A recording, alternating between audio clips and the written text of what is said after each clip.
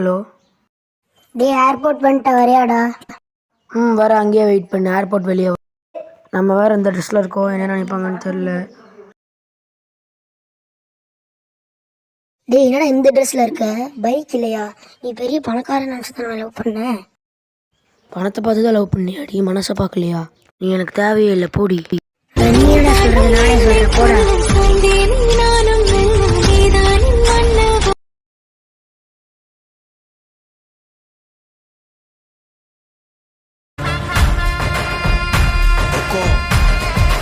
tiger